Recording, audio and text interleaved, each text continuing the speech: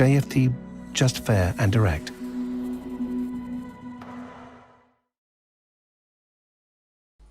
Okay, hello and welcome everyone. Welcome to JFD Traders Tea Time with me, Darius Anucauskas.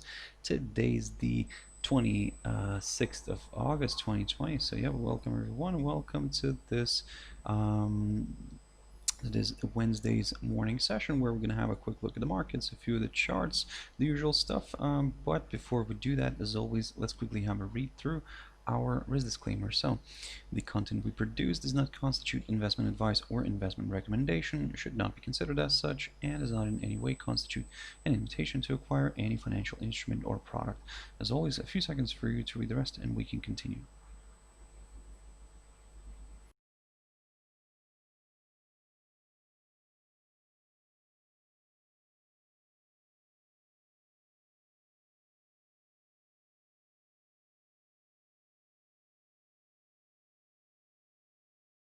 Okay, so now then, also just before we jump into the charts, as usual, quick mentioning of our JFD YouTube channel, to which you can always subscribe to in order not to miss any of our upcoming videos, and of course our JFD Bank website, and specifically our JFD research page, which we also update on a daily basis. So you feel free to visit us here on jfdbank.com and click on the research tab right there on the top. Now, jumping into the charts. Now, the first one I want to pick up here on is the German DAX. Today the index is slightly in the green. This morning I talked about this index, and basically what I was saying that in a way, if it gets back above this 13,100 zone, then yes, of course, this increases the chances of a possible further move north. However, we would prefer to see at least a daily close above this area in order to get a little bit more comfortable with higher levels. So if we do get that today, then the next target here for us is the highest point of July near the 13,314 level. So we'll keep an eye on that one. A quick update here on the Dow Jones Industrial Average. Now, last week and actually on Monday, I was saying that to keep an eye on this barrier right here, the 28,155 mark, which is the highest, the high of the 11th of August.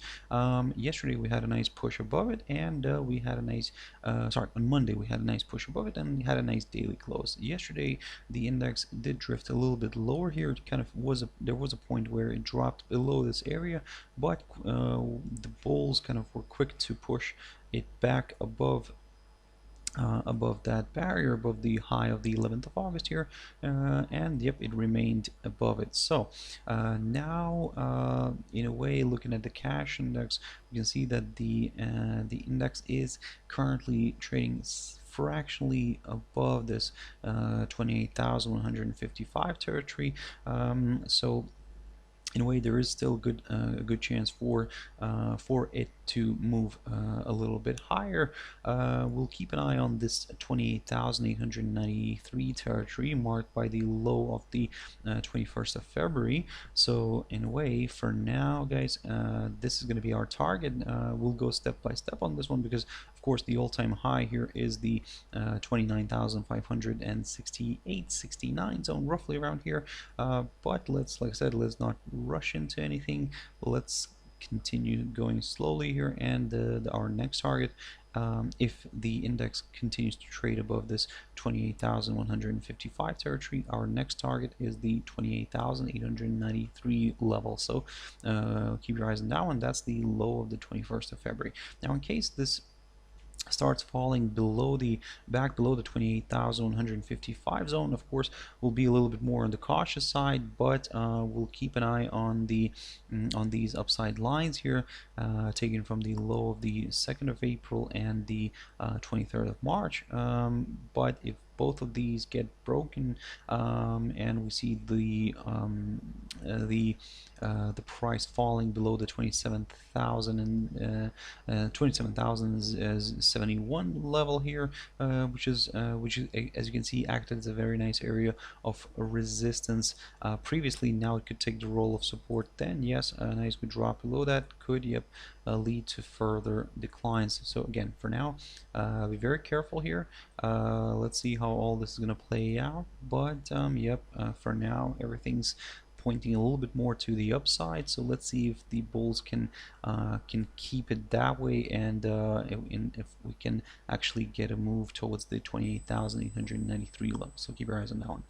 NASDAQ 100. Now here, the index yesterday had another good run to the upside, and if I'm not mistaken, let me just quickly double check that the index well, failed by a few points of kind of closing above the all-time high, and the all-time high here so far is at around 11,728 zones. So of course, don't get me wrong, on the cash index we do have a bigger level, I mean a higher level, but yeah, for now this is how it all went down.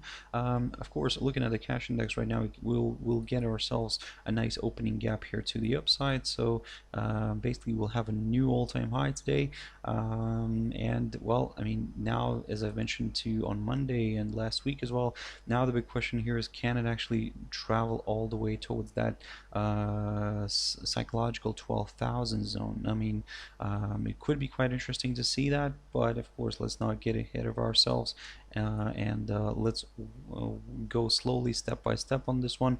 If it suddenly starts dropping back below the 11,728 territory right here, then we could consider a possible maybe move towards a possible correction towards this upside support line taken from the low of the 23rd of March. So something for you guys to keep in mind. But again, for now, everything's looking quite positive. So let's see how far NASDAQ 100 can move further north. Now jumping into silver very quickly here. So I've looked at silver recently. So overall, of course, it's still trading above this upside support line, medium-term upside support line taken from the low, the 18th of March. Of course, we can see that it has distanced itself quite a lot from this line. On the other hand, it's also sliding right now. It's kind of trading below this downside resistance line, short-term tentative downside resistance line taken from the high of the 7th of August, and in a way it could kind of dictate the direction for now. However, we are very careful near this 21-day EMA, because as we can see here in the past, this 21-day EMA did provide decent support, so that's why we'll be very careful. If it falls below it heavily and we see a daily close below this 21-day EMA, then yes, we could consider a bit of a further decline here, but we'll keep an eye on this 24,406 zone. A nice good drop below it could, clear the path towards a bit of a larger correction to the downside towards this upside support line taken from the low of the 18th of March. So keep your eyes on that one. But again, that's of course in the scenario, first of all, if we get a decent drop here below the 21-day EMA, and then a further move below the 24,406 zone. So again, keep your eyes on that one. Very interesting developments. Of course, if this downside line gets broken and we see the price rising above the 27,730 zone, I spoke about this level previously, then we could start looking at some higher levels again, but we'll be very careful near the highest point of August. Jumping into Ripple, so here just a quick update. Basically, I talked about this one previously, so just to recap, previously I mentioned about this falling channel, which was seen as a in all this kind of pattern was seen as a bullish flag.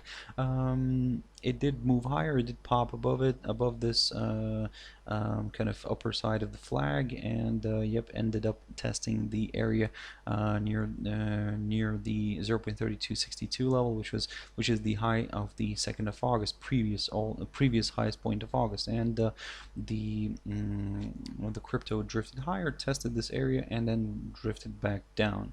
Now it's kind of trading near this 0.2774 zone. I've looked at this one previously. In a way, it's a bit of a tentative level, I would say. However, we can see that previously we did have these overshoots, but we never got a daily close below it. And yesterday we had finally a daily close, and in a way, this kind of increases the chances for this kind of for this crypto to move further south. As you can see today, today Ripple did try to make its way back above the 0.2774 level, but failed to do so, and now we're seeing a bit of weakness here. So in a way, if it continues to balance below this 0.2774 zone, then we will aim for this upside support line taken from the low the 5th of July. So keep your eyes on that one. US dollar against Swiss franc. So here, basically the pair, as you can see, it's still trading below this 21-day EMA and below this downside resistance line taken from the high of the 28th of May. However, the this support zone near the 0.9073 territory continues to provide decent support. So we can see that it keeps testing this area, but it's failing to move below it. So that's why for now, guys, well, we will keep a close eye on this one, because in a way there is a good possibility we could see maybe some upside here in the short run, especially if it travels above the 21-day EMA. But of course, be very careful near this downside line taken from the high of the 28th of May, and in a way, if it pushes above this 21-day EMA but struggles to overcome this downside line, then, well, I mean, basically we could be getting ourselves another round of selling here, guys. So that's something for you to kind of keep in mind. That is, of course, if we get a push above the 21-day EMA. If it continues to struggle to get above this this EMA, then watch out for this 0.9073 level, which is currently acting as a good area of support. But if that gets broken, now this is where it could turn out to be a little bit ugly for the buyers. And GBPUSD, so here it's a little bit of a tricky side here. So the pair is still, of course, trading above this upside support line taken from the low the 30th of June. So in a way, there is still potential for this one to move higher. However, as I mentioned to you previously, to get a little bit on the safe side, wait for a push above the 1.3284 level here, marked by the high of the 31st of December 2019. So, and then if a nice good move above it could open the door towards slightly higher levels, for example, and we could then target the highest point of December 2019 near the 1.3515 level. In terms of the downside, well, I mean, if this short-term upside support line gets broken, and then yes, of course, this could increase the chances for this pair to move a little bit further south. However, we do have a bunch of other upside lines here that of course they're all tentative, but in a way they could provide a bit of support. So that's why if we get a break of this the steeper one, if we get a break of that one, then yes, we will target this other upside support line taken from the low of the 20th of March. And finally, EURUSD. So here, just a quick update. So this morning I talked about this one, and was saying that still keep your eyes on the 1.1725 level. You can see that the pair today failed to kind of stay above this 1.1815 level. That's, by the way, the highest point of September of 2018, and it drifted back down. However, it found good support near this 21-day EMA, as you can see right here. Now, for now, we'll be very careful. There is still a chance for this one to move lower, especially if it drops below the 21-day EMA and drops below the 1.1725 zone. However, it kind of now is making less space here for a decent move lower, because we do have this upside support line taken from the low the 14th of May, so which could in a way provide support if it remains intact. If exactly that happens, then yep, another round of buying could be possible. So for now, guys, probably be very careful. If you are a little bit on the cautious side, you could probably just wait for a push above the 1.1965 zone here, marked by the high of the 18th of August, and then aim for higher levels.